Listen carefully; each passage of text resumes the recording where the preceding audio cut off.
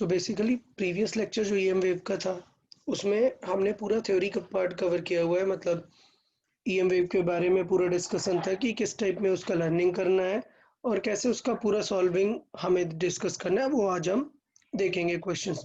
तो पहले हम एक बार रिवाइज कर लेते हैं, क्विक रिवीजन देखते हैं कि ऑलरेडी हमने क्या क्या डिस्कस किया हुआ है और वो यूज कैसे होने वाला है हमारा।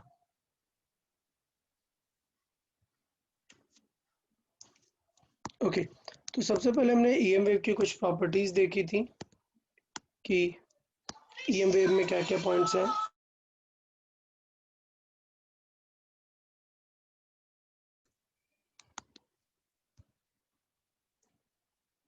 देन उसके बाद जो सबसे इम्पोर्टेंट पॉइंट था वो यहाँ से स्टार्ट होता है, डायरेक्शन ऑफ ईएम वेव। मतलब सबसे पहले हमें यही लिखा होता है कि कोई भी एक इक्वेशन है, सो उस इक्वेशन में हमें डायरेक्शन बहुत इंपॉर्टेंट होती है कि ईएम वेव की डायरेक्शन क्या है।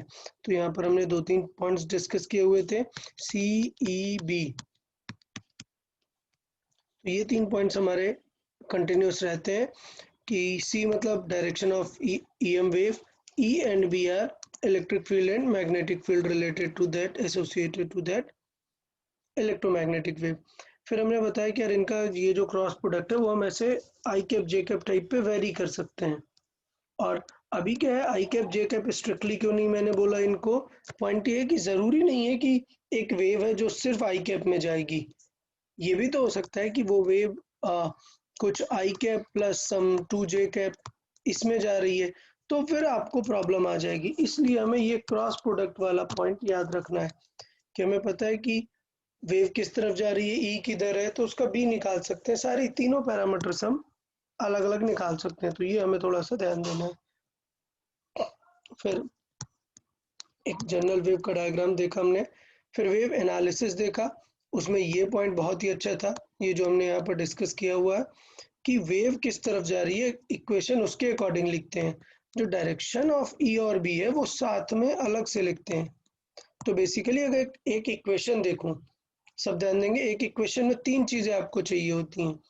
किसी ई या बी की इक्वेशन में आपको 3 चीजें चाहिए। नंबर 1 क्या चाहिए, पीक वैल्यू। नंबर 1 हमें क्या चाहिए, पीक वैल्यू चाहिए, मतलब कि ई नॉट या बी नॉट क्या होता है, उनका रिलेशन। तो बताएं यार कौन सा फॉर्मूला ई और बी को रिलेट करता है। E is equal to CB. Okay, E is equal to E naught is equal to C B naught, ये याद रखना है कि this relates to the peak value only. Second है फंक्शन, हमें देखना पड़ेगा कि ये किस टाइप का फंक्शन है। सो बताओ फंक्शन कैसे रिलेट करते हैं, ई और बी का फंक्शन कैसे रिलेट होता है, कुछ याद है स्पेशल पॉइंट में।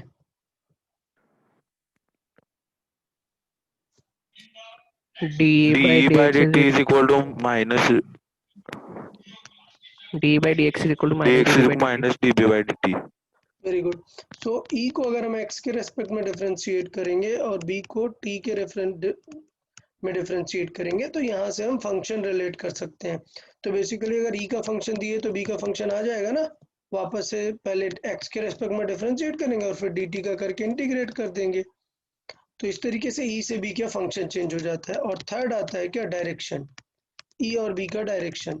तो वो हमें निकालना ऑलरेडी आता है, कैसे निकालते हैं, अगर ई चाहिए अभी ऊपर ही देखा हुआ है, तो सी का यूज करके हम क्रॉस प्रोडक्ट से C is equal to E B के फॉर्मेट से हम ई और बी की वैल्यूज निकाल सकते हैं। तो किसी भी ई या फिर बी का फंक्शन लिखना है तो 3 चीजें हमें ध्यान देनी है और उसके अकॉर्डिंग हम प्रोसीड करेंगे। तो ये हमारे वो स्पेशल पॉइंट्स थे, तो इन्हें भी थोड़े से माइंड में रखना है। फिर उसके बाद हमने क्या डिस्कस किया कि अदर डिफरेंट मीडियम में म्यू और एप्सिलॉन क्या हो जाएंगे, उस मीडियम के यूज होंगे, ठीक है। बट एक स्पेशल पॉइंट होता है कि अगर हम optical active non magnetic material की बात करेंगे तो ये बहुत ही सिंपल सिनेरियो आ जाता है कि नॉन मैग्नेटिक मटेरियल है अगर वो, तो फिर इसका मतलब ये रहता है कि हम उसका जो के है, जो डाइलेक्ट्रिक टाइप है, उसे हम रिफ्रैक्टिव इंडेक्स से रिलेट कर सकते हैं। फिर इसके बाद हमने कुछ अलग अलग फार्मूले देखे थे, पॉइंटिंग वेक्टर, एनर्जी डेंसिटी के बारे में देखा था, तो ये सारे अभी हम डिस्कस करते चलेंगे। फिर एनर्जी डेंसिटी में सी का मल्टीप्लाई किया तो इंटेंसिटी बन गया, फिर हमने मोमेंटम देखा, मोमेंटम एक फोटोन के लिए भी देख लिया, ऑल्दो ये हम मॉडर्न फिजिक्स में फिर से पढ़ेंगे फोटोन के बारे में।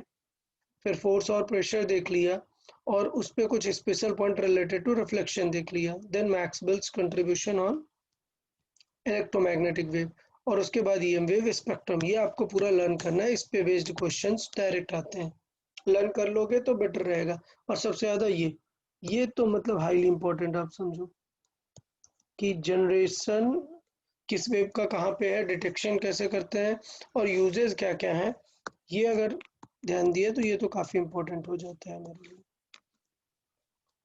चलो तो फिर आज क्वेश्चन सॉल्विंग करना स्टार्ट कर लेते हैं।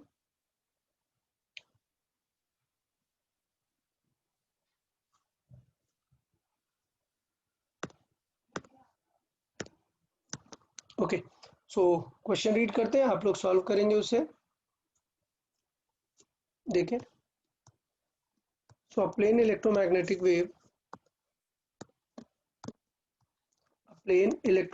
Wave, of frequency this. तो मतलब काम की चीज देखो, इस बार क्या दे दिया उसने, एफ दिया है, ओमेगा नहीं दिया है। कहाँ से पता चल रहा है, हर्ट्ज से पता चल रहा है, और मेगा हर्ट्ज है तो गलती मत करना, 10⁻6 का मल्टीप्लाई करेंगे। Travels in a free space along the positive X direction, क्या पता चल गई, डायरेक्शन पता चल गई। तो मतलब सिचुएशन देखते जाए, पहले हमें पता है एफ कितना है, 50 मेगा हर्ट्ज, तो उसे कन्वर्ट करके रखेंगे हम इसे 50 इंटू 10⁻6 हर्ट्ज। और एक नई चीज पता चली कि डायरेक्शन किधर है वेव की, सी कैप। वेव की डायरेक्शन मतलब कौन सा, सी कैप। वो सी कैप किस तरफ है, वो है पॉजिटिव एक्स एक्सिस की तरफ, मतलब आई कैप की तरफ। अच्छा, फिर आगे रीड कर लेते हैं। At a particular point in space, E दिया हुआ है इतना, ठीक है, मतलब ई की डायरेक्शन और एक टाइप से मैग्नीट्यूड आपको दे दिया। फंक्शन दिया है क्या, फंक्शन दिया है क्या यहाँ पे, नहीं, सिर्फ क्या क्या दी है, ई की वैल्यू दी है एट एनी इंस्टेंट। तो टी रखने के बाद ई की कुछ वैल्यू आई है, वो हमें यहाँ पर गिवन है। ई के बारे में हमें गिवन है कि ई कितना है, 6.3 जे कैप, वोल्ट पर मीटर, ऑलरेडी देख चुके हैं हम unit. The corresponding B at that point, ठीक है, तो वहां पर हमें बी निकालना है। चले सॉल्व करें आप लोग जल्दी से।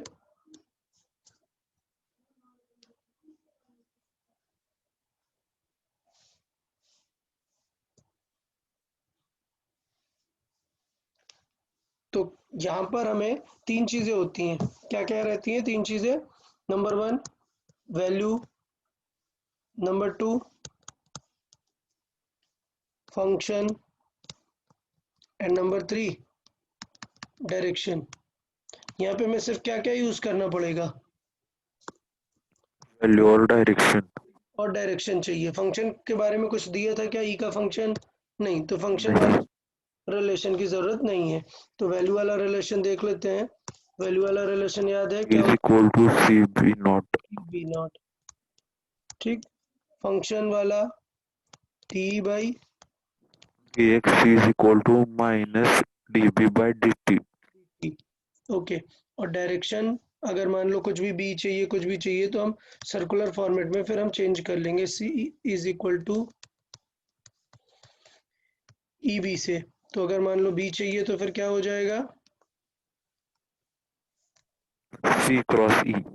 सी क्रॉस ई, इस अकॉर्डिंग हम बना लेंगे जो भी हमें चाहिए। तो ये तीन चीजें चाहिए, हमें सिर्फ दो चाहिए, तो जल्दी से देख लें फिर क्या वैल्यू हो जाएगी। अच्छा, तो फ्रिक्वेंसी का कुछ यूज हुआ क्या, नहीं, फ्रिक्वेंसी का कुछ यूज ही नहीं हुआ। तो हो सकता है कई बार ऐसे वैल्यू दे देता है, कुछ भी सेंस नहीं बनता है, चलता है, कोई बात नहीं। हमें क्या चाहिए, ई पता है, हमें क्या चाहिए, बी वेक्टर चाहिए। तो बी इज इक्वल टू कितना हो जाएगा, ई बाई सी। तो कितना होगा, 6.3/3 into 10⁻8।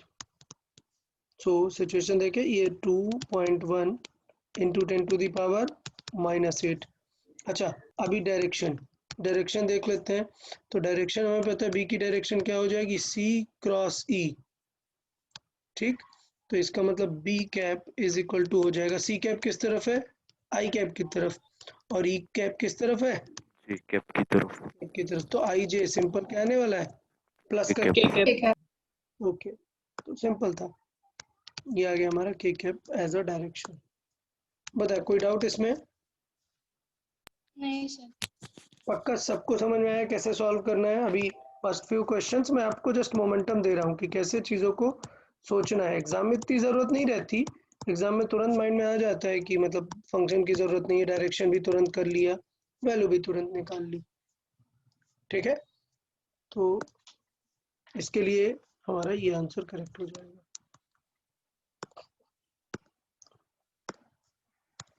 Okay, next number 2 read करें। The energy associated with electric field. So the energy associated with electric field is UE and with magnetic field is UB. Electromagnetic wave in free space. तो बताएं कौन सा relation hold करेगा? Fourth. Fourth one, D. हाँ fourth. Fourth, क्योंकि हमें already ये चीज़ हमने आपको बता के और बताया भी है और याद भी कराया हुआ है कि यार सिंपल है, लर्न करके रखना है इस चीज़ को, क्या कि दोनों का जो, अगर मैं टोटल सिर्फ फॉर्मूला देखूं, the energy associated with this electric field, तो यूई का फॉर्मूला हमारे पास क्या आ जाता है? 1/4, याद रखना 1/4 1/4 epsilon naught E naught E square. U B क्या होता है? B naught square upon 4 mu naught. ठीक, लेकिन जब टोटल एनर्जी लिखेंगे, टोटल एनर्जी डेंसिटी लिखेंगे, तो इन दोनों का समेशन लिखते हैं, यूई प्लस यूबी। और अगर मैं बोलूं बिकॉज ये दोनों इक्वल थे, तो u को इन टर्म्स ऑफ u लिखने का ये पैटर्न हो जाता है। मैं लिख सकता हूँ 2ue, और क्या लिख सकते हैं 2u। UB. रीजन क्या है? Because ue is equal to ub, और मैंने वहां पर प्रूव कराया है, याद है? नोट्स में हाँ साइड में लिखा था कैसे प्रूव कर सकते हैं कि ua is equal to ub है। तो मुझे लगता है कोई इसमें डाउट वाली बात नहीं रहेगी। चलो क्वेश्चन थर्ड रीड करते हैं, देखें। If the magnetic field of electromagnetic wave सी दिया हुआ है और बी का फंक्शन दिया है, क्या दिया है? बी का पूरा फंक्शन दिया हुआ है, तो हमें क्या निकालनी है? Then maximum electric field associated with it is. तो ये तो बहुत सिंपल हो गया ना, अगर बी का फंक्शन दिया है तो आप मैक्सिमम इलेक्ट्रिक फील्ड निकाल सकते हैं ना। तो आप इस क्वेश्चन में सी का भी फंक्शन निकालें।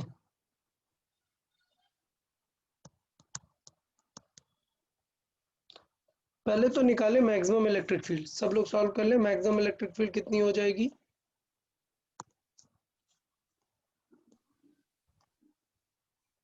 क्या रिलेशन यूज करेंगे? Formula equal to E is CB equal to naught. CB। हाँ, तो बहुत ही स्ट्रेट हो गया। क्या? E naught is equal to C into B वाला, और हमें क्या चाहिए? ई ही चाहिए था, तो मतलब कुछ सॉल्व ही नहीं करना पड़ा यार इसमें तो। और ये बेटा जेई 2019 का क्वेश्चन है, ठीक है? तो ये मत समझना कि क्वेश्चन कोई इजी है, कोई ऐसा जनरल सा क्वेश्चन है। सारे ऑथेंटिक क्वेश्चन है, सारे प्रीवियस ईयर के क्वेश्चन हैं। जो भी क्वेश्चन मैंने यहाँ पे पिक किए हुए हैं सारे प्रीवियस ईयर के हैं। तो बी नॉट की वैल्यू कितनी है? देखो, पीक वैल्यू यहाँ से देख सकते हैं, साइन के फंक्शन के जो आगे लिखी है वो किसकी वैल्यू है? ये बी नॉट की वैल्यू है।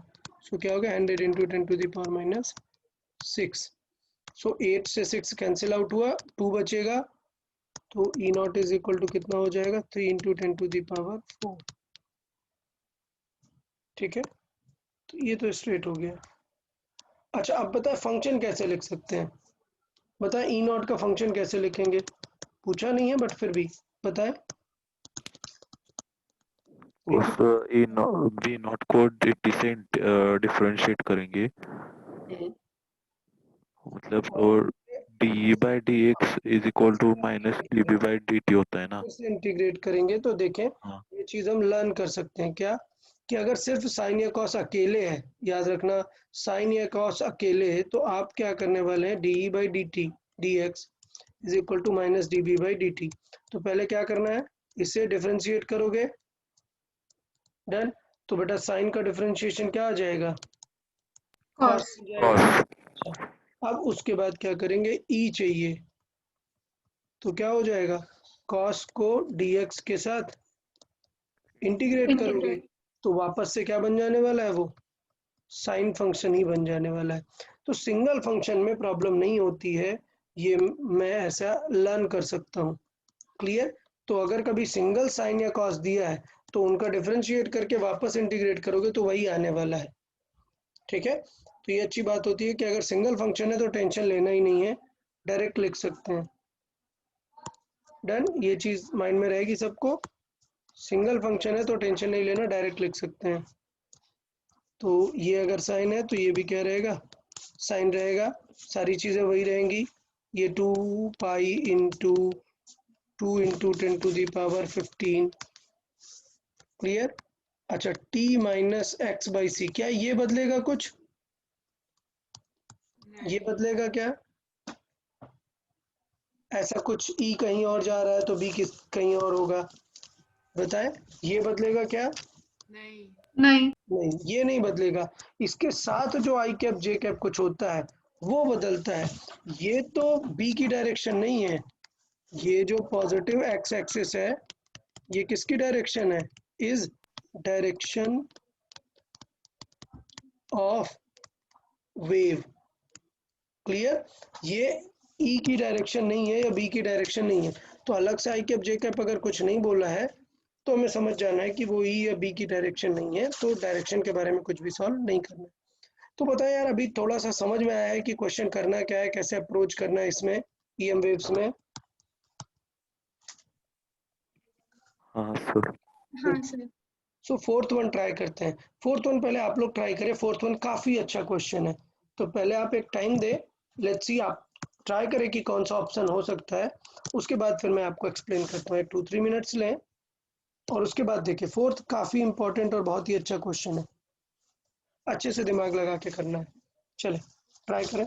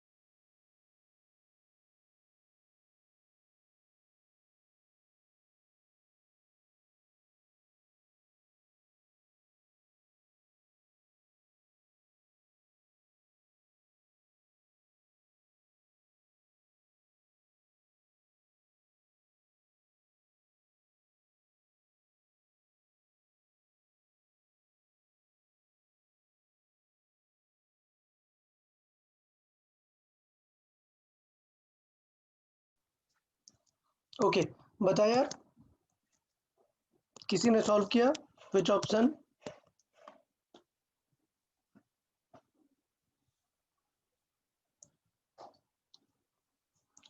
ओके, थोड़ा सा रिलेट कर लेते हैं।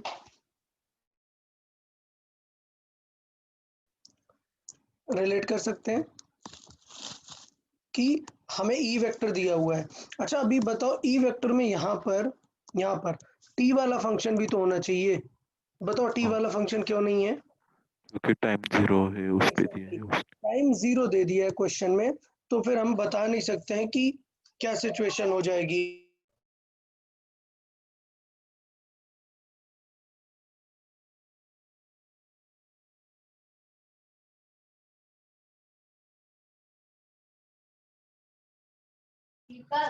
तो सिचुएशन ये हो जाएगी कि ये फंक्शन तो आएगा ही। अच्छा ये डिसाइड कैसे करेंगे कि प्लस होगा या माइनस होगा? बताएं, ये कैसे डिसाइड करेंगे? डायरेक्शन से। ओके, डायरेक्शन से। अभी प्रॉब्लम ये है कि इसमें कहीं पे भी डायरेक्शन के बारे में बोला नहीं है कि ये वेव कहाँ जा रही है। बोला है क्या? क्वेश्चन नहीं। देखें तो बेसिकली थोड़ा सा इनकम्प्लीट है ये क्वेश्चन। क्या है? इनकम्प्लीट है कि वेव के बारे में बोला नहीं है कि किस तरफ जा रही है, तो ये थोड़ा सा इनकम्प्लीट टाइप का हो गया। बट आपको ऑप्शन इस तरीके से दिए जाएंगे कि वो इनकम्प्लीट नहीं होगा, मतलब बाकी चीजें उससे क्लियर हो जाएगा कि यही ऑप्शन होने वाला है। ठीक है। अच्छा, तो मतलब हमें ये फंक्शन में कोई टेंशन नहीं लेनी चाहिए। पहले हमें इस फंक्शन के बारे में सोचना चाहिए क्या? नहीं, क्योंकि बाकी ऑप्शन के थ्रू ये फंक्शन क्लियर हो जाएगा आपको कि कौन सा फंक्शन आपको चूज करना चाहिए। तो सबसे पहले हमें क्या देखना चाहिए? देखें, ई नॉट की वैल्यू कितनी है इसमें? ई नॉट है 10। 10 है। तो पहला स्टेप क्या रहता है? हमें बी नॉट फाइंड कर लेना चाहिए। बी नॉट कितना हो जाएगा? ई बाई सी, मतलब कितना आ जाएगा? 10 बाई सी।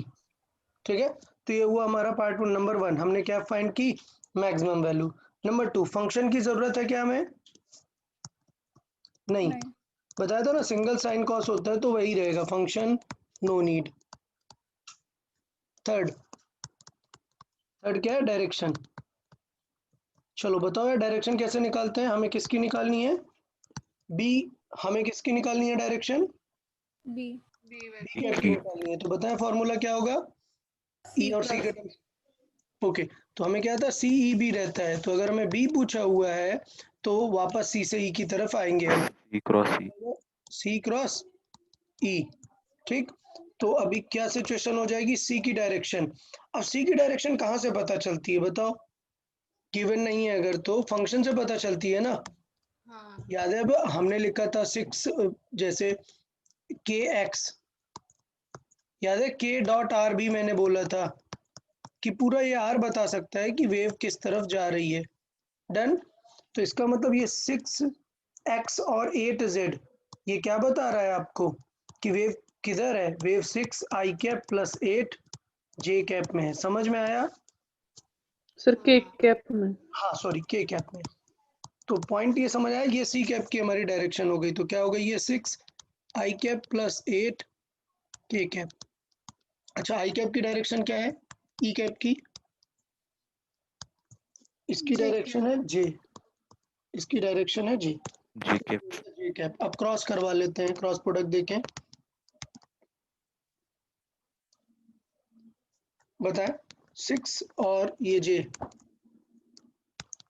देखें आई और जे का क्या होता है? के होता है। तो ये हो जाएगा 6 के कैप प्लस के, और जे का क्या होगा? माइनस आई। माइनस है। माइनस माइनस आई। माइनस आई। तो इसका मतलब डायरेक्शन ऑफ बी कैप क्या हो गई? 6 के के कैप कैप माइनस 8 आई कैप। 8 आई कैप। ठीक है, ये हो गई डायरेक्शन ऑफ बी कैप। अब देखो कौन सा फेट बैठेगा इसके अकॉर्डिंग, देखें। 2 और 4। हाँ, तो इसके अकॉर्डिंग कौन सी सिचुएशन हो जाएगी? 2 और 4। डन। हाँ। ओके, तो अभी यहाँ पर फिर से प्रॉब्लम फंस गई। क्या? कि 2 और 4 ये तो दिख रहे हैं, सही दिख रहे हैं, अपॉन क्या है? C cap. तो ये सी आप समझ जाए, ये 10/c वैल्यू किसकी हो जाएगी? बी इस नॉट वाले पॉइंट की। अच्छा एक सेकेंड, एक यहाँ पे प्रॉब्लम आ रही है। हर 10 हमारा एक्स्ट्रा यहाँ पे दिख नहीं रहा किसी ऑप्शंस में, किसी ऑप्शन में 10 नहीं दिख रहा। तो एक्चुअली ये जो हमने किया हुआ है ना, ये हमने वेक्टर्स मल्टीप्लाई कर दिए हैं। ये जो हमने यहाँ पे 6i कैप और 8j कैप लिया हुआ है, ये एक्चुअली कैप वेक्टर नहीं है, ये पूरी इसकी डायरेक्शन वेक्टर है। आप पॉइंट समझ रहे हैं मैं क्या बोल रहा हूँ? कि ये जो वेक्टर है 6i कैप 8j कैप, ये डायरेक्शन वेक्टर नहीं है, ये उसका क्या है? एक्चुअल वेक्टर है। तो इसका मतलब मैं यहाँ पर लिख देता हूँ क्या, कि ये जो सी कैप है वो सी कैप नहीं है, ये सी वेक्टर है। किस डायरेक्शन में? वो है 6i cap plus 8j cap. तो अगर मुझे सी कैप लिखना होगा तो फिर हम मैग्नीट्यूड का भी तो डिवाइड करेंगे ना इसका। तो 6i cap plus 8j cap divided by root over 6 square plus 8 square. समझ आया क्या मिसिंग हो रहा है यहाँ पर? ये डन? हाँ हाँ सर आया। क्लियर? Okay good. तो इसका मतलब ये थोड़ा सा 1/10 एक्स्ट्रा यहाँ पर आएगा, वो हमने मिस किया। 1/10। ठीक, तो ये जो बी नॉट है ये 1/10 कैंसिल आउट हो जाएगा और सिर्फ 1/c दिखेगा। तो अभी क्लियर ये समझ आया कि सिचुएशन यहाँ पे क्या मैच हो रहा है। अब हमें ये डिस्कस करना है, माइनस और ये प्लस। बताए क्या लगता है कैसे कैसे हम एनालाइज करेंगे?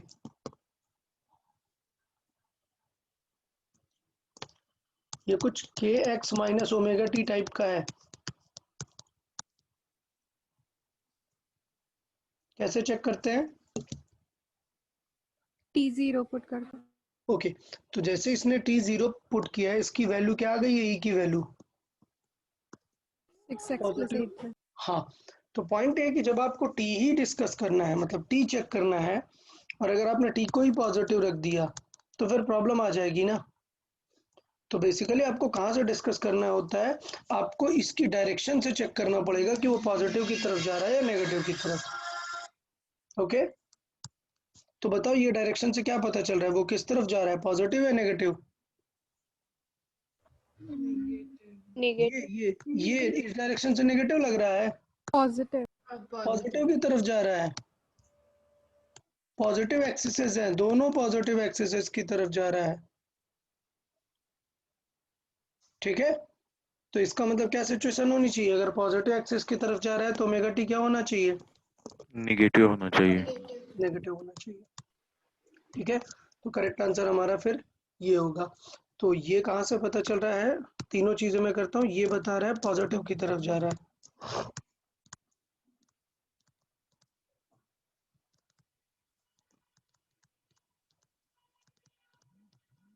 डन? तो पॉइंट समझ में आया सारा? कोई डाउट इसमें कुछ? तीनों चीजें ध्यान देनी थी, डायरेक्शन भी ध्यान देना था, फंक्शन की तो जरूरत नहीं पड़ी हमें, ई नॉट तो तुरंत हम निकाल ही सकते थे। तो इसमें थोड़ा सा डायरेक्शन 2D में थी, इसलिए थोड़ा सा आपको ज्यादा कैलकुलेशन करनी पड़ गई। समझ आया सबको? हाँ। Okay good. चलो नेक्स्ट क्वेश्चन ट्राई कर लेते हैं। चलिए रीड करें question. An electromagnetic wave of intensity this, मतलब देखो नई चीज आ गई। क्या पता है? मैं इंटेंसिटी के बारे में पता है। अच्छा, इंटेंसिटी का फार्मूला बताएं, ऑल्दो पता नहीं इस क्वेश्चन में रिक्वायर्ड है कि नहीं। इंटेंसिटी का फार्मूला कैसे निकाल सकते हैं? Intensity power by area. Okay, power by of F sine not. Unit से पता चल रहा है। इस चैप्टर में हमें जो निकालना है, ऐसे पावर बाई एरिया तो कर ही सकते हैं, वो कोई पॉइंट नहीं है। इस चैप्टर में हम कैसे रिलेट करते हैं इंटेंसिटी को? Energy density density into into C. C. Okay very good, ये थोड़ा सा काम का था कि जो एनर्जी डेंसिटी होती है du/dv इंटू सी, ये इस तरीके से निकाल लेते हैं इंटेंसिटी, du/dv इंटू सी से। ठीक है, क्वेश्चन रीड करते हैं, देखें हमें किस टाइप में एनर्जी की जरूरत है, तो आगे हम वहां पर चेक करते हैं। So let's say this much intensity enters in a medium of refractive index। समझ गया क्वेश्चन किस तरफ पहुंच गया? कि एक डिफरेंट मटेरियल में इंटर हो चुका है ये। विदाउट एनी लॉसेस, मतलब ये पावर लॉस नहीं हो रहा है हमारे पास। The ratio of magnitude of electric field to the ratio of magnitude of magnetic field of the wave before and after entering the medium. Okay, तो मतलब हमें किन चीजों का देखना है, ratio of E naught before entering the medium मतलब क्या रहेगा ई नॉट, और after entering the medium late से क्या हो गया ई डैश। हमें ये बताना है, हमें क्या बताना है B naught before entering the medium, और हमें क्या बताना है B dash after entering the medium. तो याद है ना मीडियम में एंटर करने के बाद क्या क्या सिचुएशन होगी, कैसे क्या चेंज होने वाला है, याद आ रही है सिचुएशन? हाँ। हाँ, ओके, तो उसके अकॉर्डिंग एक बार ट्राई कर ले, एक बार आप लोग ट्राई करें फिर मैं एक्सप्लेन करता हूँ। चले ट्राई करें, नहीं रहता तो आप नोट्स भी यूज कर सकते हैं, ऐसा कुछ नहीं है, बस आप थोड़ा सा ध्यान दें कि किस तरीके से वेरी करने वाला है। जब ई नॉट था, जब ई नॉट था तो वेव पूरी रही होगी, स्पीड वगैरह भी प्रॉपर सी के अकॉर्डिंग होगा। जब ई डैश हो गया तो वो थोड़ा सा चेंज हो गया। तो रिलेट करें, एक बार ट्राई करें, देखते हैं फिर। तो मुझे लगता है इस इंटेंसिटी का कुछ यूज नहीं होने वाला, क्योंकि रेशियो है तो फिर पॉइंट तो उसका है नहीं कुछ।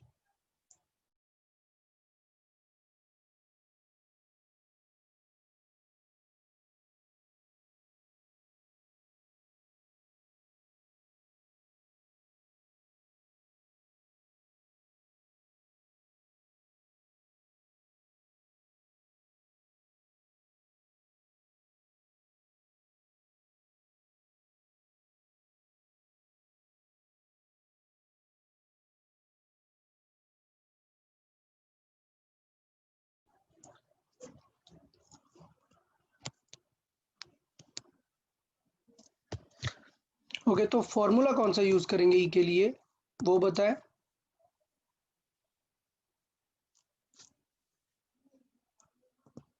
अच्छा, ई का डायरेक्ट कोई फॉर्मूला यूज नहीं कर पाएंगे, तो हमें अगर देखें यहाँ पर तो एक पॉइंट है without the losses.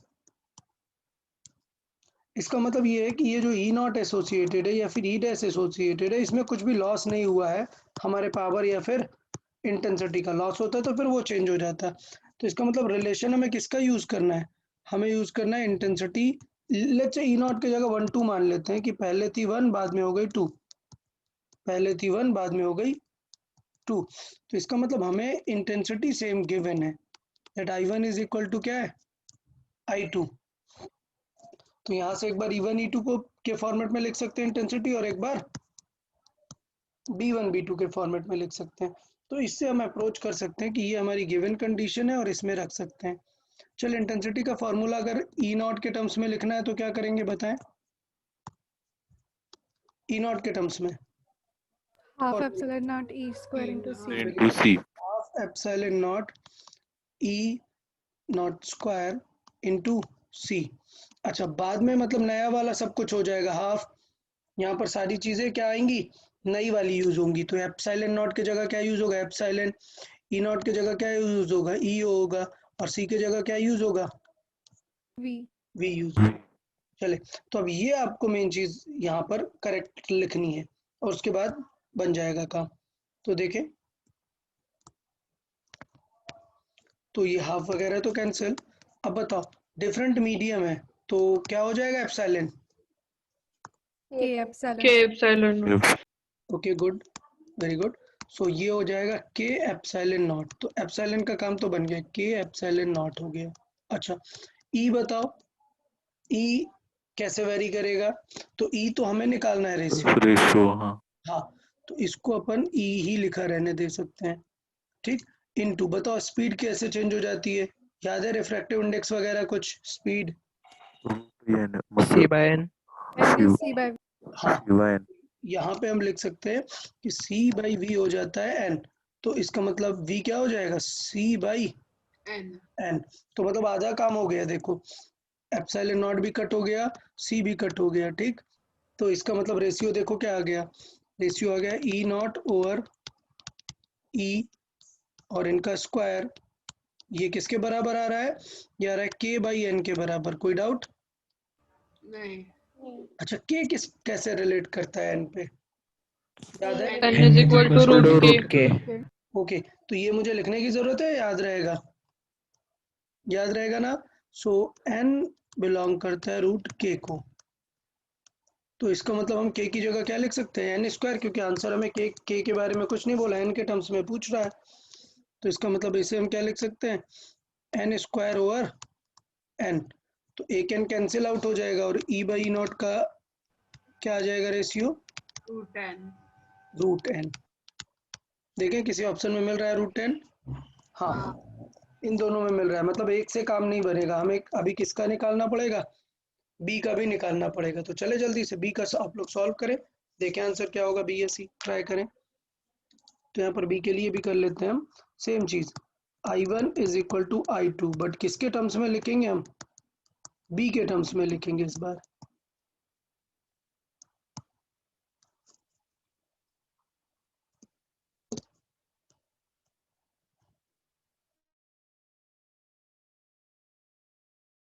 One by root n। Okay good, बाकी लोग भी ट्राई कर लें। देखिए रिफ्रैक्टिव इंडेक्स वाला मटेरियल है, तो ये तो हमें पता है B naught square over 2 mu naught into C. But अब एक प्रॉब्लम देखना कि जो मैग्नेटिक फील्ड है वो ऑप्टिकली एक्टिव मटेरियल में तो चेंजेस नहीं होने वाले हैं, तो इसका मतलब जो यहाँ पर बी स्क्वायर आएगा 2, क्या ऐसा के म्यू नॉट लिखते हैं क्या, नहीं, मैग्नेटिक वाले में म्यू नॉट ही लिखने वाले हैं हम यहाँ पर। तो ये मैग्नेटिक वाला है इसलिए म्यू नॉट ही रहेगा, बस सी की जगह क्या आ जाएगा, वी आ जाने वाला है। ठीक है, तो इसका मतलब ये कोई टेंशन वाली बात हुई ही नहीं। तो बी नॉट का स्क्वायर ओवर बी का स्क्वायर, ये क्या दिख गया, ये दिख गया v बाई सी। तो अभी पता है ना यार, v बाई सी मतलब क्या लिख सकते हैं इसे, 1/n लिखा हुआ है, तो इसका मतलब बी नॉट बाई बी कैसा दिखेगा, रूट 1/n। डन। तो कौन सा ऑप्शन मैच हो रहा है, थर्ड। तो पता है यार समझ आया या नहीं, यू समझ में आया, सारे क्वेश्चन एकदम अलग अलग यू पिक किए हुए हैं जिससे आपको पूरा वेरियस कैटेगरीज क्लियर हो जाए, समझ आया। फोर्थ वन भी काफी अच्छा था जिसमें डायरेक्शंस वगैरह देखी, और ये हमारा रिफ्रैक्टिव इंडेक्स से रिलेटेड वाला। किसी को डाउट हो तो बताओ यार, क्वेश्चन सॉल्विंग में किसी को कोई डाउट हो, 5 नंबर, ओके चले 6 नंबर ट्राई करें, 6 नंबर ट्राई करें, सॉल्विंग वाला है एकदम, देख लेते हैं। This much milliwatt laser beam, so this much milliwatt laser beam has a cross section area of this, मतलब देखो पावर दिया है उसका और उसका एरिया दिया है, the magnitude of maximum electric field in this electromagnetic wave, मतलब समझ गए क्या, पावर है ये और ये क्या है, एरिया, मतलब क्या दिया है इनडायरेक्टली आपको, इंटेंसिटी। इंटेंसिटी दिया है। सो इसका मतलब पावर और एरिया से हम क्या निकालेंगे, इंटेंसिटी। सो पावर और एरिया से हम रिलेट करेंगे इंटेंसिटी, और इंटेंसिटी से फिर हमें दूसरा फॉर्मूला यूज करना पड़ेगा। पूछा क्या है क्वेश्चन में, मैक्सिमम इलेक्ट्रिक फील्ड, तो इसका मतलब इंटेंसिटी का कौन सा फॉर्मूला रिलेट करें अब, half epsilon epsilon E naught E square square into C. C is equal to, okay. अच्छा ये बताओ हाफ यूज करेंगे 1/4 यूज करेंगे, हाफ। हाफ क्यों, क्योंकि वो जो 1/4 होती है वो दोनों मिला के होती है, तो अगर मुझे कोई एक यूज करना है तो मैं उसका डबल यूज करूंगा ना, तो मतलब वो इनडायरेक्टली हाफ हो जाता है। चले जल्दी से सॉल्व करके आंसर निकालें।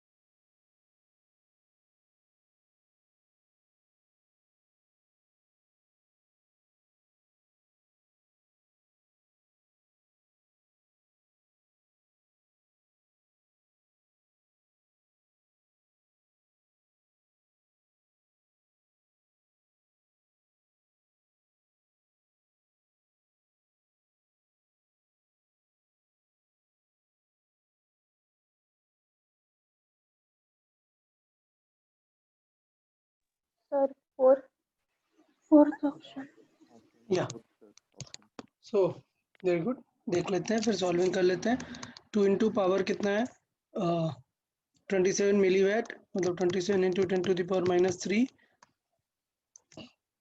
एप्सिलॉन नॉट दिया हुआ है, सो 9 इंटू 10⁻12 और सी भी है, सो इंटू 3 और 12 और 8 कैंसिल आउट होंगे, कितना बचेगा -4, ठीक है।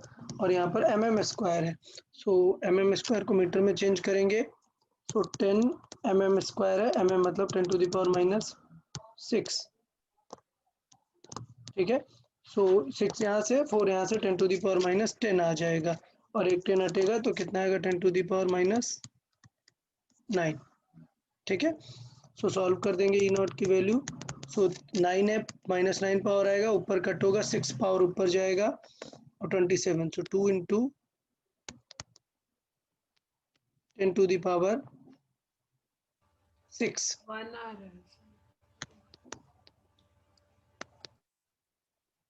ओके। और वो ई स्क्वायर है ये होता ओके ओके ओके, या ओके ओके, माय मिस्टेक, ये ई स्क्वायर की वैल्यू है, ये ई स्क्वायर की वैल्यू है, तो इसका मतलब ई नॉट क्या हो जाएगा, इसका रूट ले लेंगे, ठीक है। तो इसका रूट ले लेंगे, सो √2 हो गया 1.4 इंटू 1.41 इंटू 10⁻3, मतलब 1.41 किलो, ओके, ठीक है, डन। कोई डाउट किसी को? नहीं सर। ओके गुड, चलो क्वेश्चन 7 ट्राई करें, देखें। अच्छा आप लोग रीड करें, देखें, सॉल्व करें। A light wave is incident normally on a glass slab of refractive index this, मतलब समझ गया क्वेश्चन कहाँ पे पहुंच गया। सिमिलर क्वेश्चन अभी हमने डिस्कस किया था। If 4% of light gets reflected, then the amplitude of electric field of incident light is this. Okay, 4% of light get reflected, मतलब सिचुएशन क्या हो रही है कि लेट्स से ये मटेरियल था और यहाँ पर एक वेव इन हो रही है, ठीक है। तो इसके पास एक इनपुट पावर होगी, इनपुट, और फिर यहाँ से एक आउटपुट पावर होगी, P आउटपुट। बट प्रॉब्लम क्या हो रही है कि यहाँ से रिफ्लेक्ट हो जा रही है कितनी, 4%। तो इसका मतलब P इन और P आउट जो हम इक्वल कर देते थे, इक्वल कर पाएंगे क्या अब? नहीं। हाँ, तो इक्वल नहीं लिखेंगे तो कैसे लिखेंगे, हम कैसे लिख सकते हैं, P in is equal to, अगर ये 4% है तो रिमेनिंग P आउट कितना बचेगा, P इन का, sorry P out is equal to लिख सकते हैं, P out is equal to कितना हो जाएगा, 96% ऑफ P इन, ठीक है, ओके। अच्छा अब हमें देखना पड़ेगा कि ये क्वेश्चन थोड़ा सा अलग रेंज में चला गया। क्वेश्चन क्या पूछ रहा है, किस में एम्पलीट्यूड पूछ रहा है, क्वेश्चन में क्या पूछ रहा है कि 4% reflected and the amplitude of electric field is this, मतलब गिवन क्या है वो हमें बहुत इंपॉर्टेंट है। गिवन है एम्पलीट्यूड, एम्पलीट्यूड मतलब क्या, किसकी वैल्यू दी है, एम्पलीट्यूड मतलब समझते हैं peak E value, not max E not. Yes.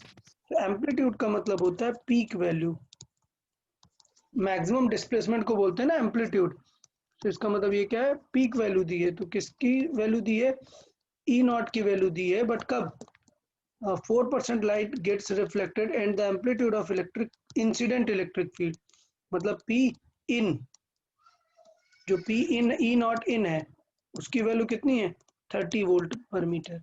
हमें क्या चाहिए, then the amplitude of electric field wave propagating in the glass medium, मतलब हमें कौन सी चाहिए, ई नॉट आउटपुट चाहिए, आउट ये हमें चाहिए, ठीक है। तो इसको 1 2 के फॉर्मेट में कर लेते हैं, क्यों बार बार लिखेंगे, तो इसको बोल देते हैं हम 1 और इसको बोल देते हैं 2, तो हमें बेसिकली ये चाहिए 2 चाहिए, और ये 96% है, मतलब P2 इज इक्वल टू क्या हो जाएगा, 96/100 टाइम P1, ठीक है। अच्छा बताओ P1 P2 का क्या फॉर्मूला यूज करें पावर का,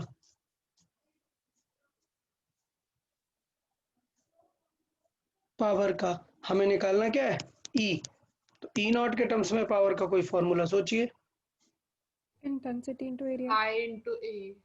हाँ, तो एरिया तो दोनों तरफ से कैंसिल आउट हो जाने वाला है। तो पावर का इंटेंसिटी के टर्म्स में देखेंगे, और इंटेंसिटी कैसे निकालेंगे वो किस पर डिपेंड करती है, यहाँ पर।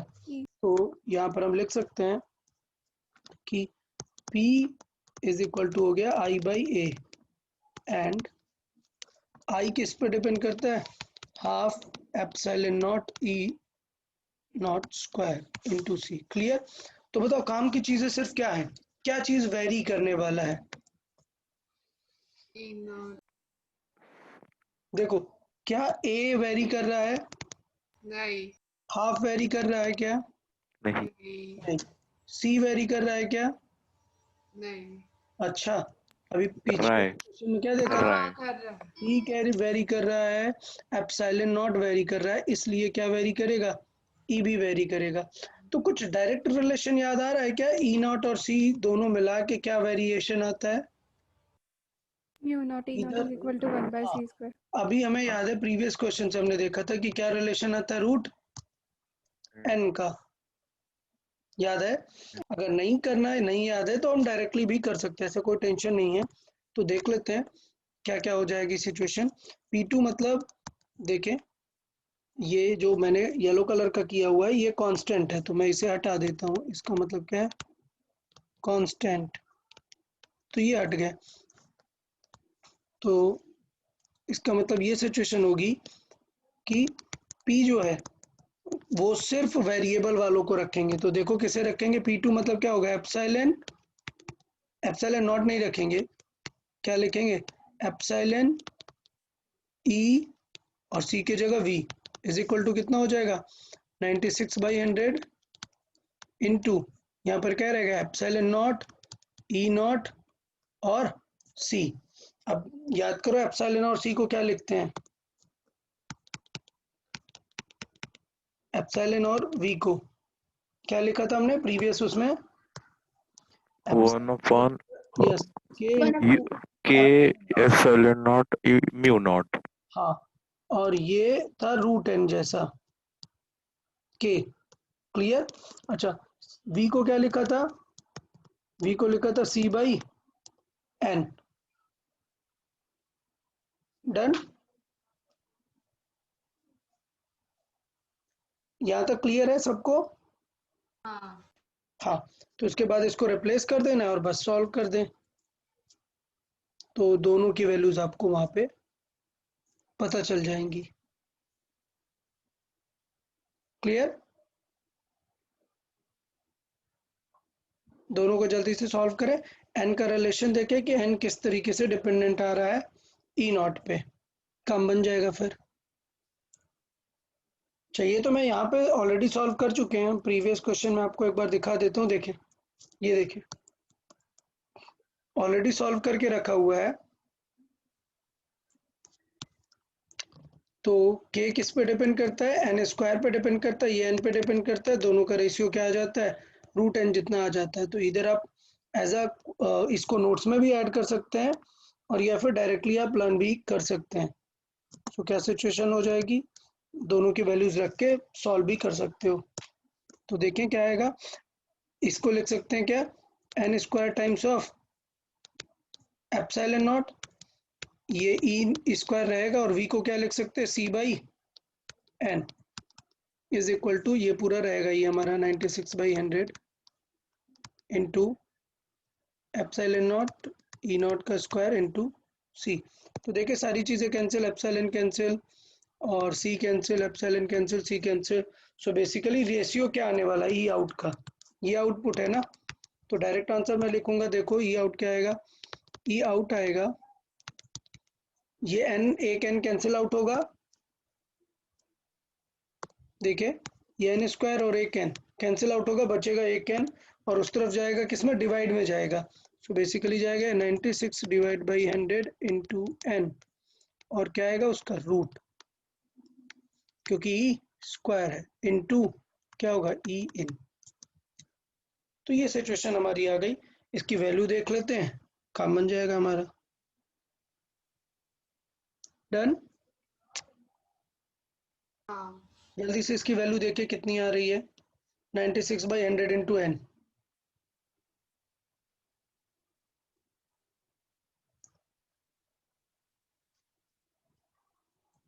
सॉल्व करें जल्दी से, n की वैल्यू लिखे 96/100 इंटू n।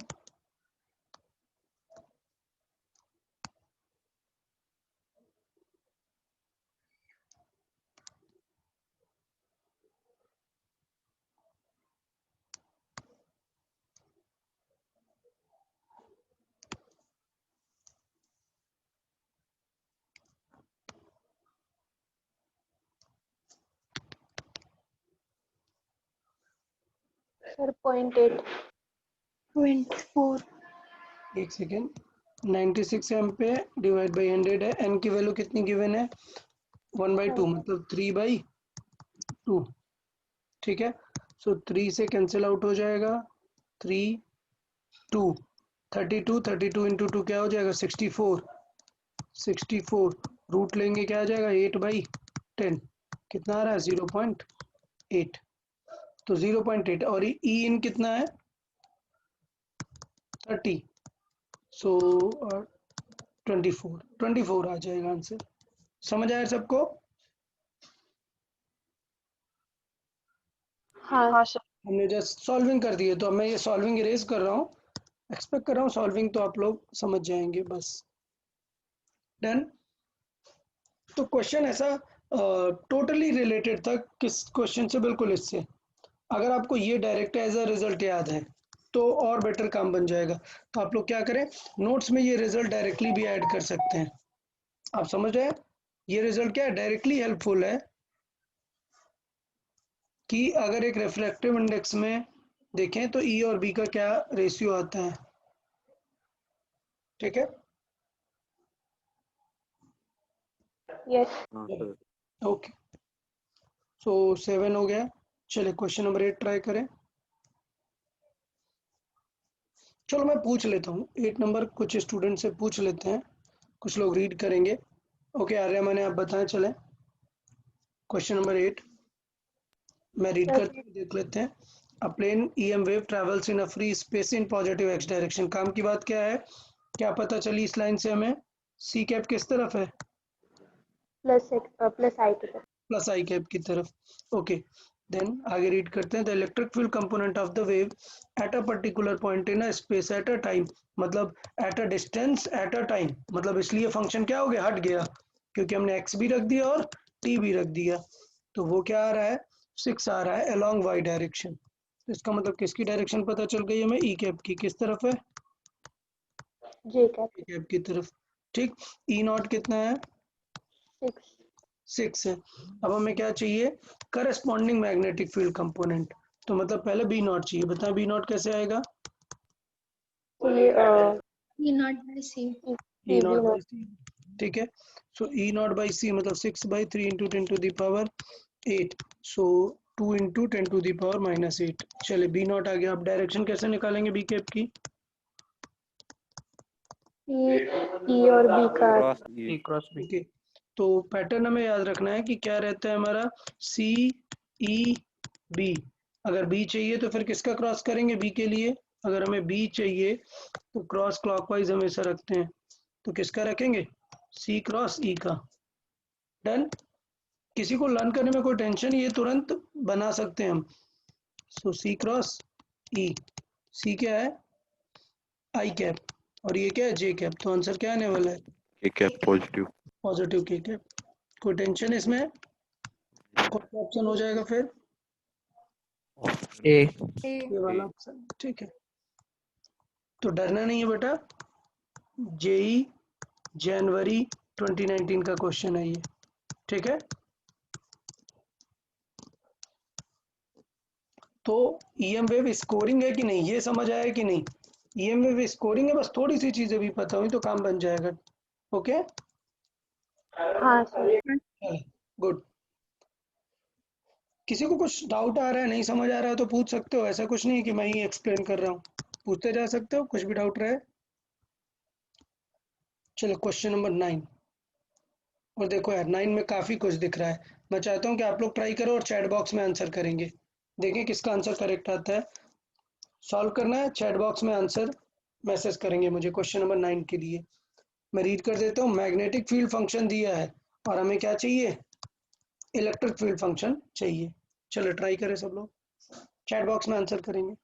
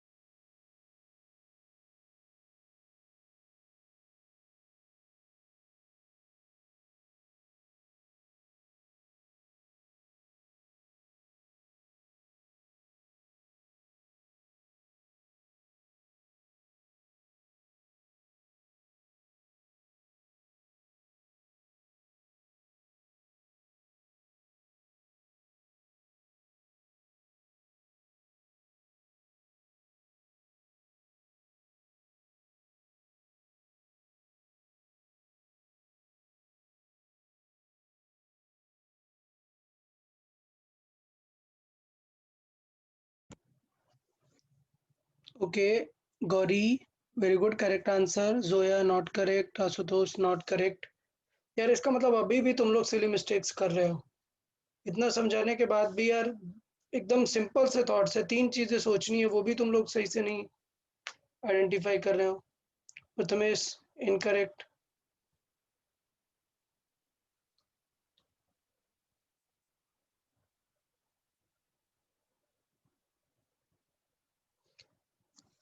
चलिए देख लेते हैं, देखिए क्या गलती कर रहे हैं, क्या कहाँ पे गलती हुई है, चेक कर लेते हैं, पता कर लेते हैं। ओके, समृद्धि करेक्ट आंसर। चलें, जोया एक्सप्लेन करें। सबसे पहले बी में से 3 चीजें हमें निकालनी होती हैं, बताएं। सबसे पहली पॉइंट क्या है, इस बी से हमें क्या आइडेंटिफाई करने को मिलेगा। नंबर 1, सबसे पहला क्या पता चलता Value है, of E. वैल्यू ऑफ ई। तो मतलब हमें पहले बी नॉट पता है, बी नॉट पता है तो वहां से ई कैसे निकाल सकते हैं, E naught. C into B naught.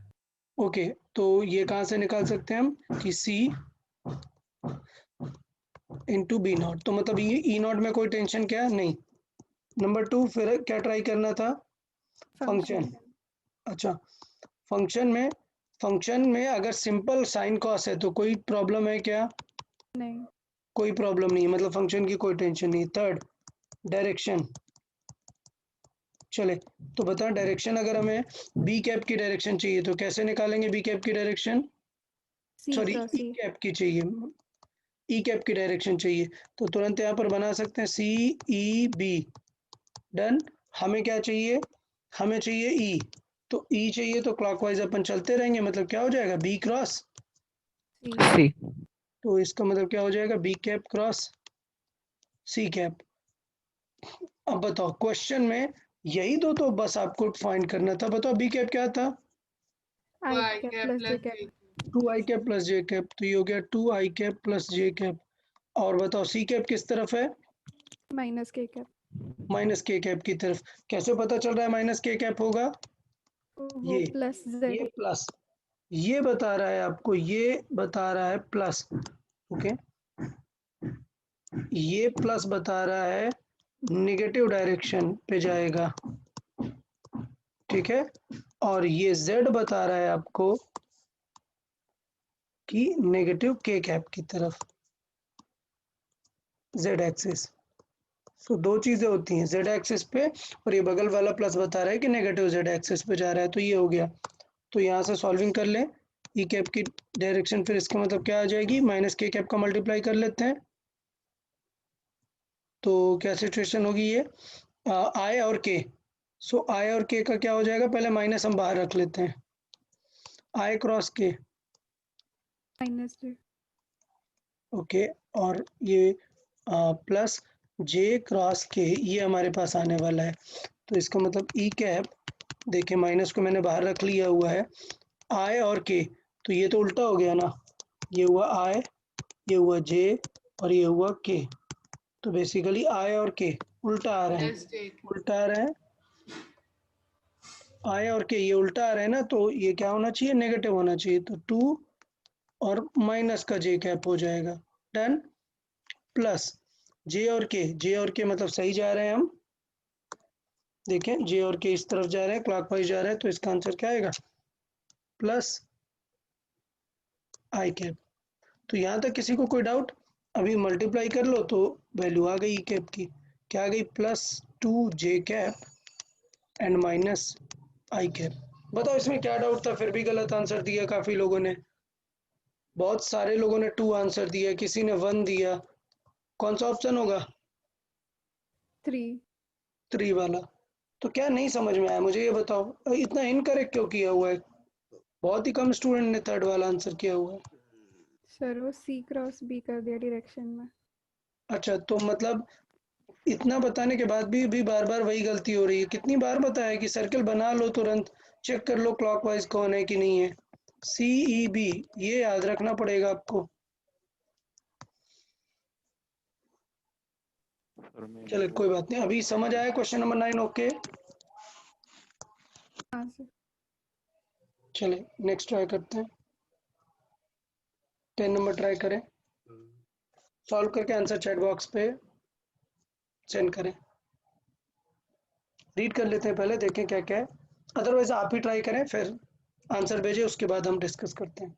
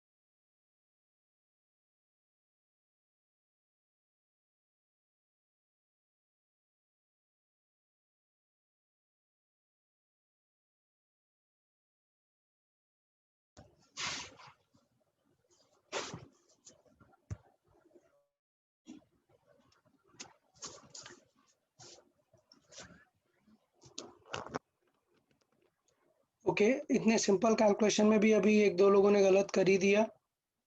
ठीक है, बी ऑप्शन करेक्ट है। तो जिन लोगों ने गलत किया हुआ है सी, पता नहीं सी कैसे आ गया यार, इतना सिंपल पॉइंट पे भी मिस्टेक कर रहे हो। चलो रीड करते हैं, एक्सप्लेन कर देता हूँ। This much of energy density of a sunlight is normally incident on a surface of a solar panel, some part of incident is reflected. यार इसका मतलब ये समझ गए ना, क्वेश्चन क्या बन गया, रिफ्लेक्टेड हो रहा है 25% and the rest is absorb the force exerted.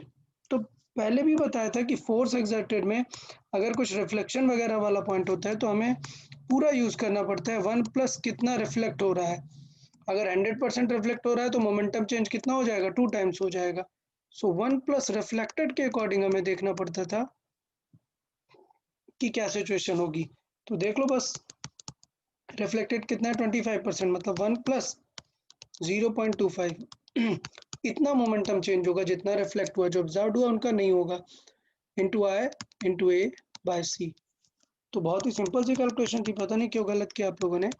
तो ये क्या हो जाएगा 1.25, सो 1.25 इंटू आई कितना है 50 इंटू एरिया कितना है 1 मीटर स्क्वायर अपॉन सी कितना है 3 into 10 to the power 8। Solve कर सकते हैं, देख लें, वैल्यू पता चल जाएगी। समझ आया सबको?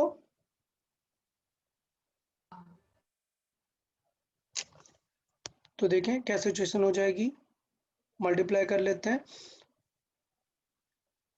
तो ये कितना है 10 to the power 8 625, so 620.5 over 3 into 10 to the power minus 8। Clear? So divide कर लें, देखें क्या आएगा। 20 point something. ओके, सो 20 25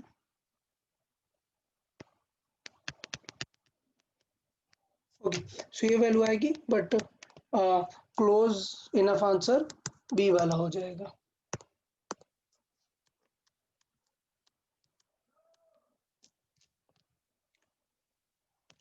तो 10 में कोई डाउट? मुझे नहीं लगता कुछ उतना डाउट होना चाहिए। क्वेश्चन नंबर 11 देखें। 11 बहुत ही अच्छा क्वेश्चन है, समझ गए क्यों काफी अच्छा क्वेश्चन है? क्योंकि इस बार फंक्शन में क्या क्या दिख रहे हैं, 2 कॉस दिख रहे हैं। तो इस बार जरूरत पड़ेगी फंक्शन की या नहीं? हाँ। जरूरत पड़ेगी, इसलिए देखो आप फंक्शंस बदल रहे हैं, दिख रहे हैं सारे ऑप्शंस में, देखो फंक्शंस बदल गए हैं। क्यों बदल गए हैं, आप रीजन समझ गए हो, आपको सेकंड वाला थॉट भी यूज करना पड़ेगा अब। तो चले पहले सिंपल सिंपल से स्टेप से आप लोग सॉल्व करें, आंसर मैसेज करें, उसके बाद हम डिस्कस कर लेते हैं इसे।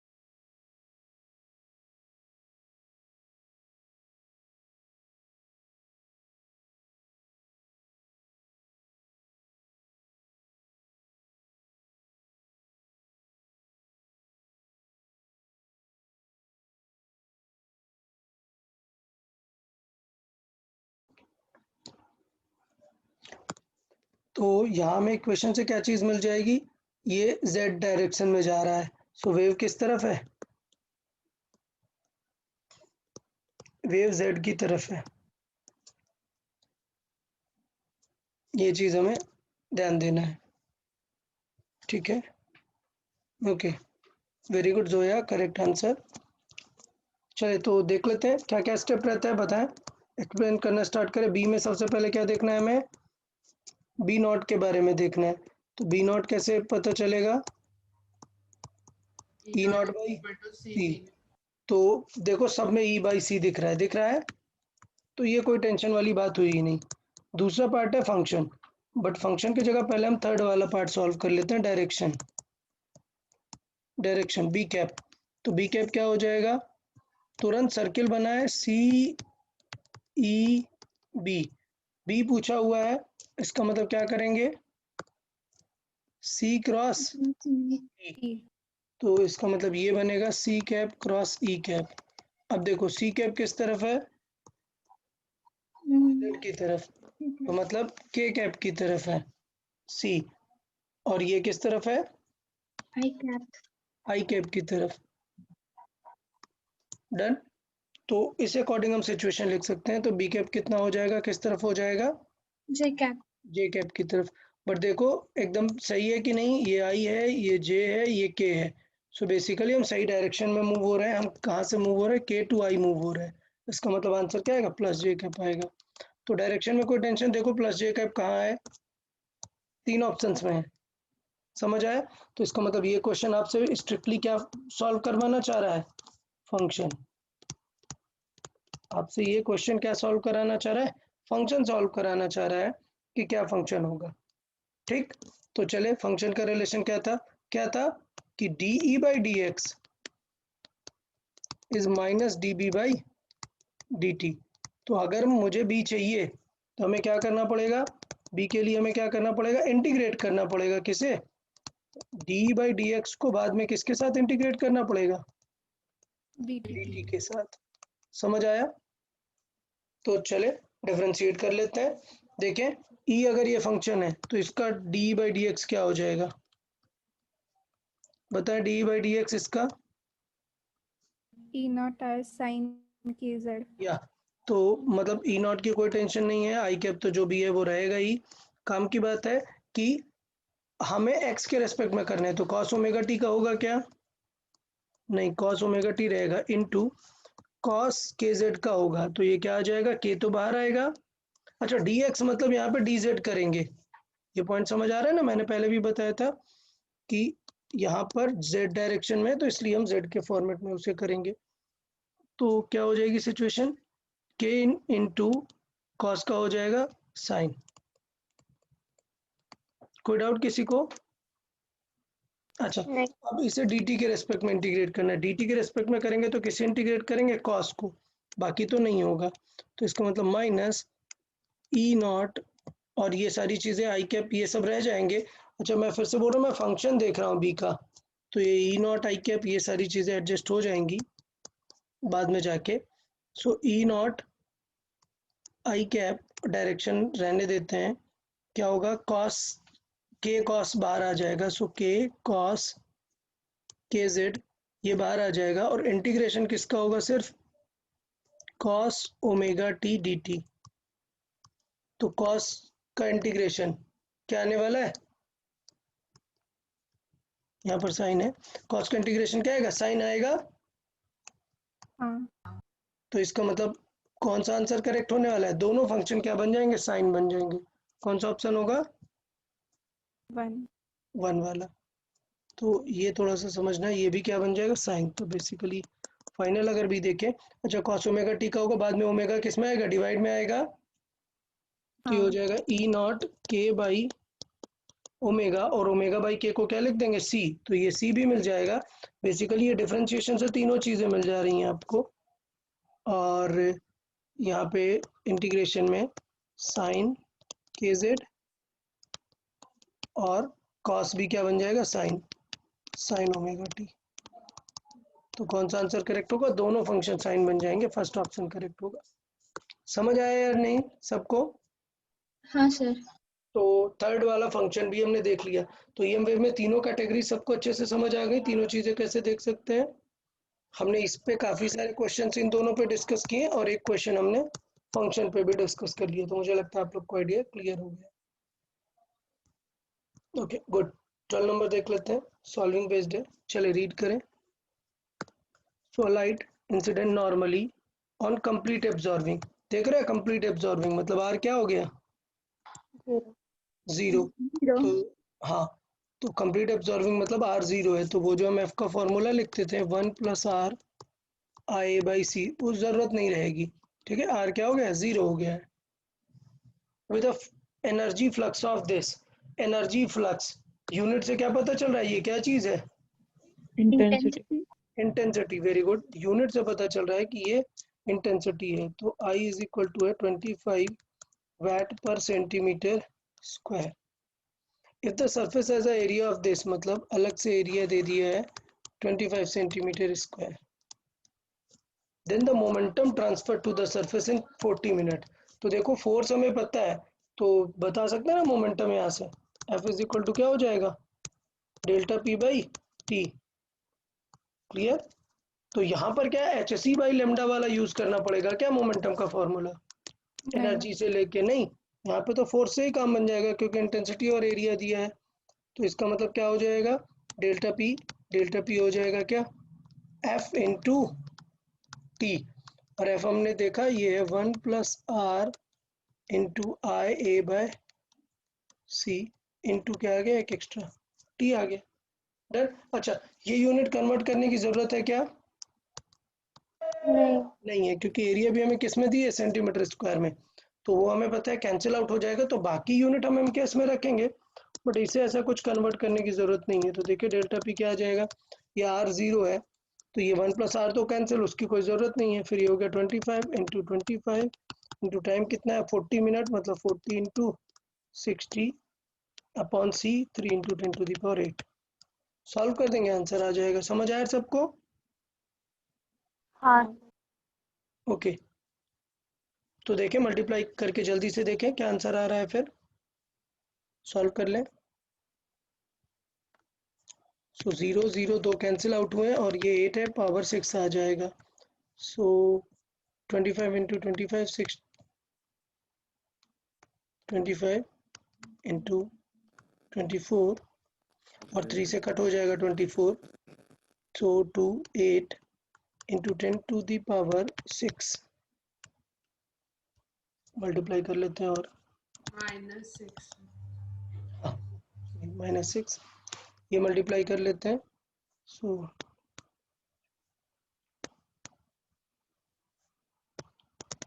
ओके, तो इसका मतलब ये आ गया 5 इंटू 10⁻³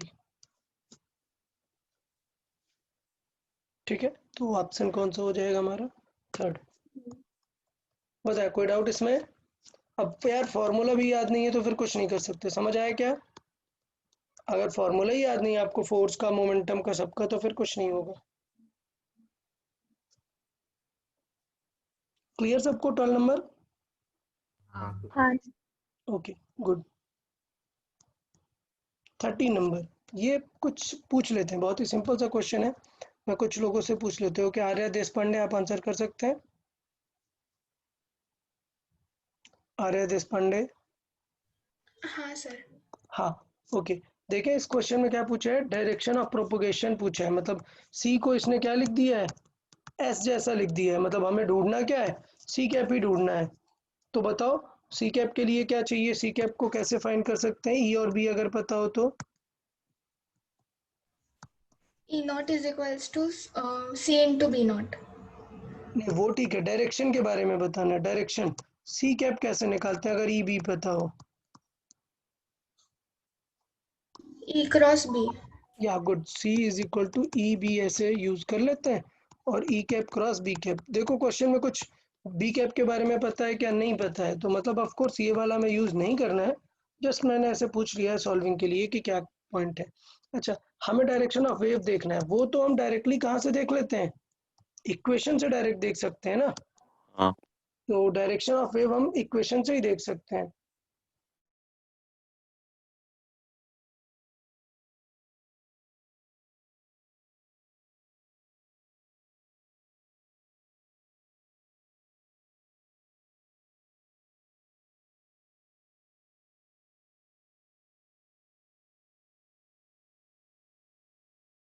चले, तो इक्वेशन से देख के बताएं, ऐसा ऑलरेडी एक क्वेश्चन हम देख चुके हैं, बताएं डायरेक्शन क्या हो जाएगी।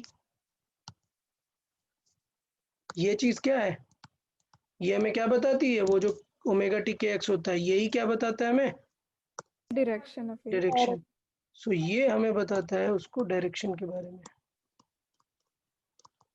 अच्छा मैंने बताया था कि ये सी कैप वेक्टर नहीं है, ये हमारा क्या बन जाता है, सी वेक्टर टाइप बन जाता है पूरा। तो हमारा क्या हो जाएगा, इसका मतलब सी वेक्टर हो जाएगा पूरा। क्या हो जाएगा सी वेक्टर?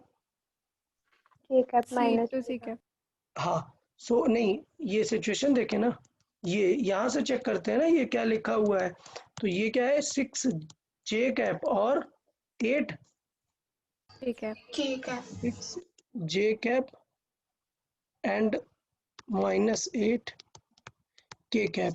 ये सी वेक्टर है, सी कैप बनाएंगे तो क्या बन जाएगा, C vector divided by magnitude of C, मतलब इस वेक्टर का सी। ठीक है, तो एक यूनिट वेक्टर टाइप निकालना है बस आपको, पॉइंट ऐसा कुछ नहीं, इसलिए उसने सी नहीं लिखा है। सी को आप स्पीड ऑफ लाइट मत समझ लेना, ये अभी टोटली क्या डायरेक्शन के अकॉर्डिंग चल रहा है, इसलिए अच्छा हुआ कि इसमें क्वेश्चन में एस वाइज दिया हुआ है कि आप सी से कंफ्यूज ना हो इसको।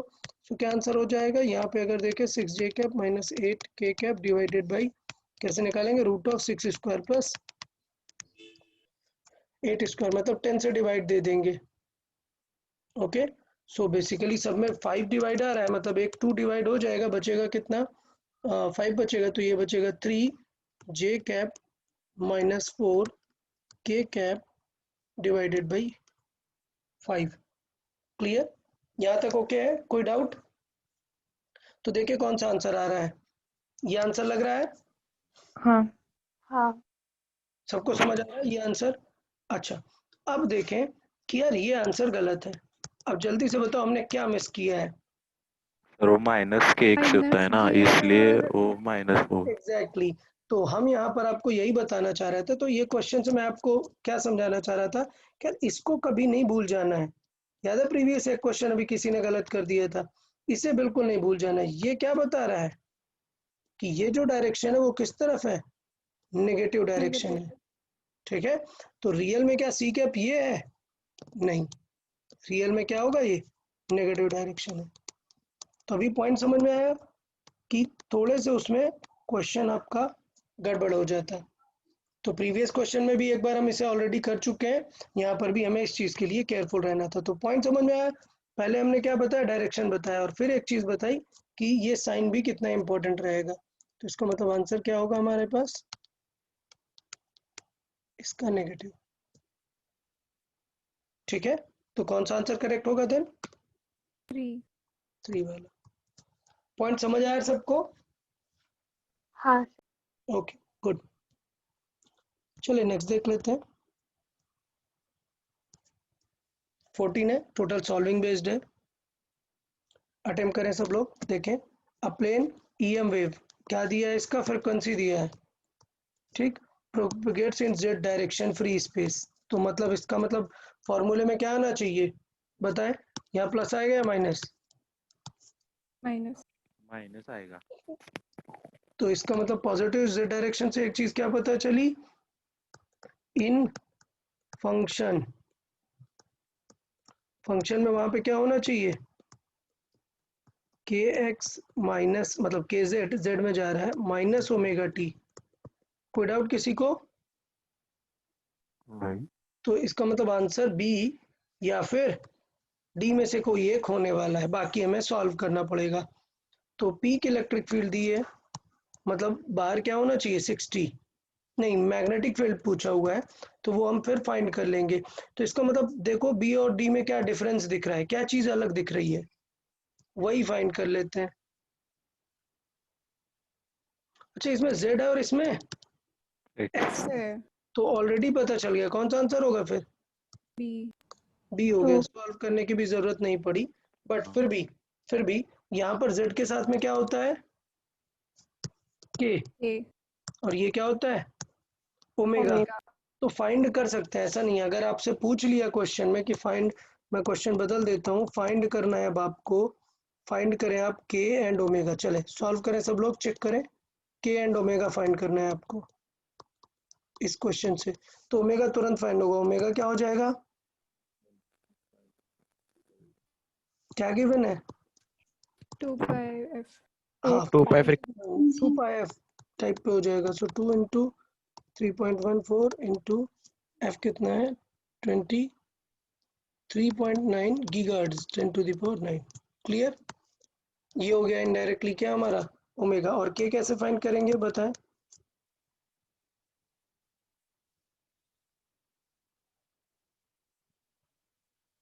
बताएं।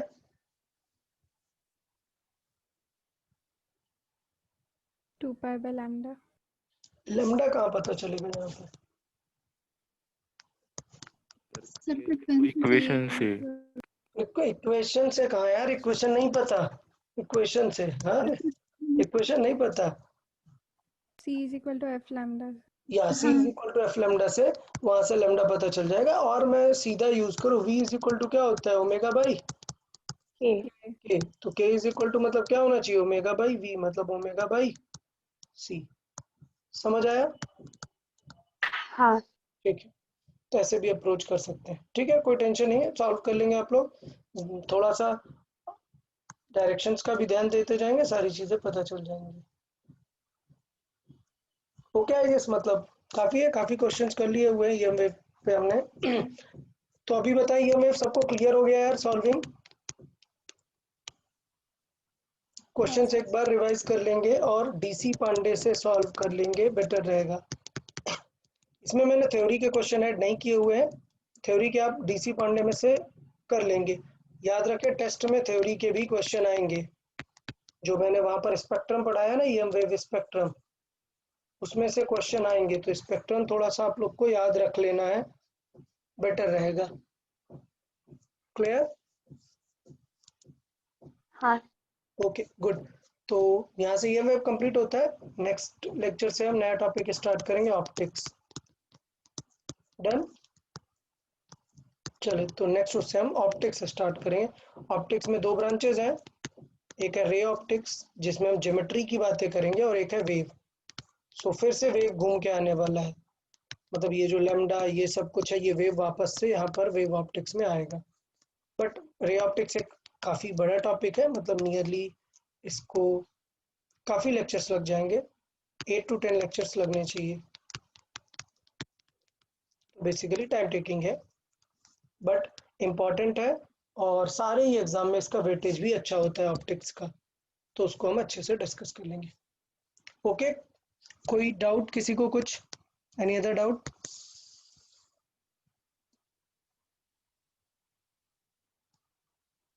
नहीं sir. Okay okay then I guess आज का लेक्चर बस इतना ही रखते हैं। Okay okay, bye bye Priyan. Bye, sir. Yeah bye sir.